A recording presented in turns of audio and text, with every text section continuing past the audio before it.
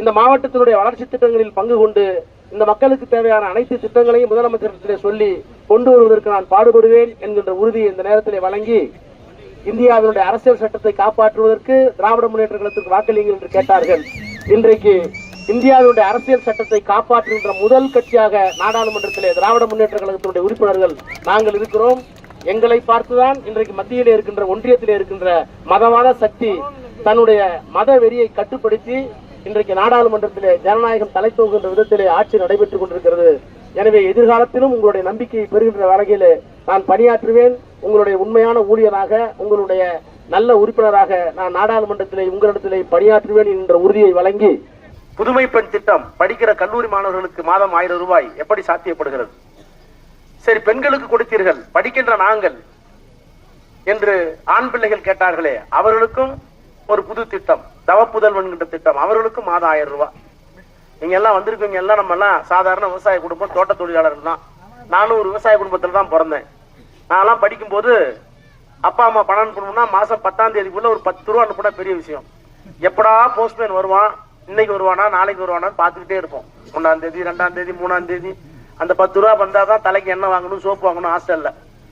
இன்னைக்கு அப்பா அம்மா எல்லாம் கவலைப்பட வேண்டியதில்லை. கரெக்டா 5ஆம் தேதி பார்த்தாக்க தானு முத்துவேல் கருணாநிதி ஸ்டாலின் அக்கௌண்ட்ல போட்டுறாரு. பிள்ளைகள் மகிழ்ச்சியா இருக்கு, மகிழ்ச்சியா இருக்கு. எதற்காக? முதியோர்களுடைய பாதுகாப்பை, வயது முதிர்ந்ததற்கு பிறகு என்ன பாதுகாப்பு கொடுக்கணுமோ அத்தனை பாதுகாப்பை இந்த அரசாங்கம் கொடுக்குது. முதலமைச்சர் கொடுக்கிறார். திருமணமாகிற பெண்களுக்கு கொடுக்கிறார், கர்ப்பிணி பெண்களுக்கு கொடுக்கிறார். அதே நேரத்தில் எதிர்காலத்தில் வளர வேண்டிய சமுதாயம் ஆரோக்கியமாக, நல்ல மன வலிமையோடு, உள்ள திடனோடு, நல்ல படிப்பாளிகளாக, அறிவாளிகளாக, எல்லா பகுதியிலையும் வேலையாற்றக்கூடிய சயின்டிஸ்ட் 2 பேர் வேணும், இன்ஜினியர் 4 பேர் வேணும், டாக்டர் 4 பேர் வேணும். இப்படி எல்லா பகுதியிலையும் பணியாற்றுவதற்கு பெண்களும் ஆண்களும் முன்வர வேண்டும் என்பதற்காக அவர்களுக்கும் 1000 ரூபாய் கொடுக்கின்ற திட்டத்தை இந்தியாவில் வேறு எந்த முதலமைச்சரும் செய்யவில்லை. நம்முடைய முதலமைச்சர் தான் செய்தார். அதை பார்த்துதான் இன்றைக்கு ஒவ்வொரு முதலமைச்சராக பக்கத்திலே கர்நாடகத்திலே கொடுத்திருக்கிறார்கள். இப்போது மகாராஷ்டிராவில் சொல்லியிருக்கிறாங்க, முதலமைச்சர் இங்கே தமிழ்நாட்டிலே 1000 ரூபாய் கொடுத்திருக்கிறார், நான் ஆட்சிக்கு வந்தால் 1500 ரூபாய் கொடுப்பேன்னு அங்க மகாராஷ்டிராவில் சொல்லிடுறாங்க. இப்படி தமிழ்நாட்டிலே என்ன திட்டங்கள் வருகிறதோ அந்த திட்டத்தை தான் இந்தியாவில் இருக்கிற பிற மாநிலங்கள் சுவீகரித்துக் கொண்டு அந்த திட்டத்தை முன்னெடுக்கின்ற ஒரு நல்ல முதலமைச்சராக நம்முடைய முதலமைச்சர் இன்றைக்கு திகழ்கிறார்.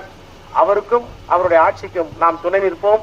உங்களின் நல்ல நாடாளுமன்ற உறுப்பினராக நான் என்றைக்கும் பணியாற்றுவேன் என்கின்ற உறுதியை, உத்தரவாதத்தை வழங்கி உங்களை மீண்டும் வணங்கி நன்றி பாராட்டி விடைபெறுகிறேன். நன்றி, நன்றி, நன்றி, வணக்கம்.